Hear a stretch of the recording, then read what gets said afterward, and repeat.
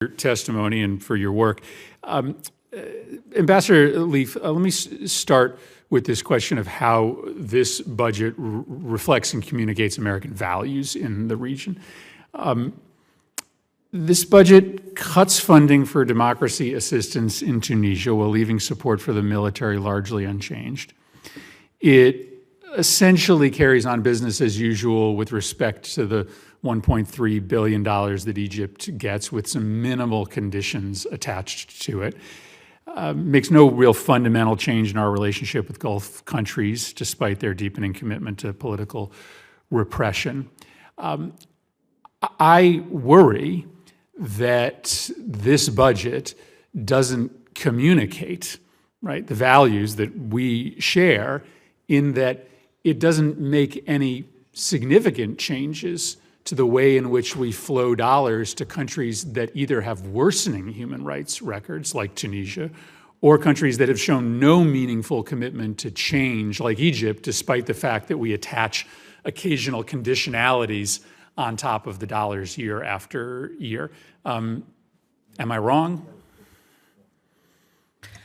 Senator, let me start with Tunisia, which is one of the toughest nuts to crack, as it were, in terms of just what you've laid out, this complex of issues, the values that we uphold, that we intend to uphold both through our assistance and also through our diplomatic work, side by side with real security concerns that we, and U.S. national security interests that we address through FMS and security assistance more broadly.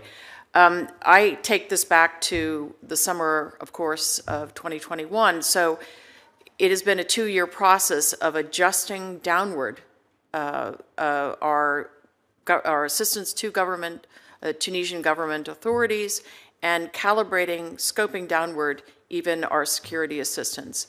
Let me leave that aside for a moment. Human rights work is done through a variety of other buckets in terms of programming, so it's not been zeroed out as part of an approach writ large by the department. I can tell you that our advocacy is unstinting, is unflagging, and it's made for quite a bit of friction, frankly, in the relationship that we have with the government of Tunisia, but that's as it has to be.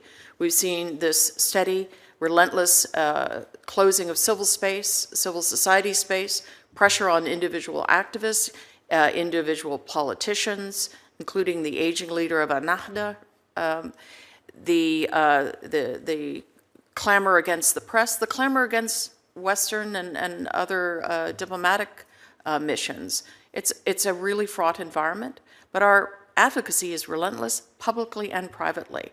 We have scoped downward the security assistance to a degree that we think adequately addresses enduring security interests that we have there. Literally, operationally, the security of our own diplomatic personnel, but more broadly, the effort that we want to see the Tunisian armed forces and law enforcement agencies continue to do their missions in terms of maritime, border security, counterterrorism work.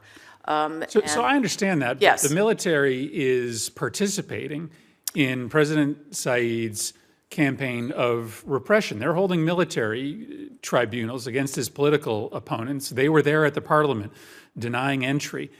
I understand there are these limited important missions that the military perform that are commensurate to U.S. national security interests. The question is the price for that worth it when our funding of a military that is engaged in this kind of political repression signals a complicity with the Said regime? So I would say the following, Senator. We judge the military, the armed forces, as largely apolitical, and that is unquestionably a benefit, or rather a byproduct of our long relationship with them. We don't, of course, we've made it very clear, and we've advocated against the use of military tribunals to judge civilians. I understand that civilian judges are essentially delegated over those courts. It is a tactic of intimidation, frankly. We have every reason to think that the armed forces themselves find this distasteful. But we judge them as largely apolitical in this very difficult environment, and we do have abiding interests that extend in terms of Tunisia's place on the eastern edge of NATO and its ability to do its tasks. I don't judge them to be apolitical. I do not think that they have fashioned themselves in a way that would communicate that to the Tunisian people. And I'm just as bothered about the lack of commitment that we've made to civil society. I understand that's tough because you got to make sure that the money gets to the right places, but I continue to look forward to working with the administration on this committee and on the Appropriations Committee to try to get this right. And I guess my focus has been so laser-like on Tunisia because I'm kind of giving up that we're going to be able to dramatically change our assistance to Saudi Arabia or to Egypt in a way that telegraphs to the world and to the region that we care in the way that we spend money on human rights. Tunisia is a place that has slid away from democratic norms very, very fast. And I think a reorientation of our policy there would send an important signal beyond Tunisia that your partnership with us is dependent on your commitment to continuing to head your democracy and your civil protections in the right direction. I'm well beyond my time, so I'll turn it over to Senator Young.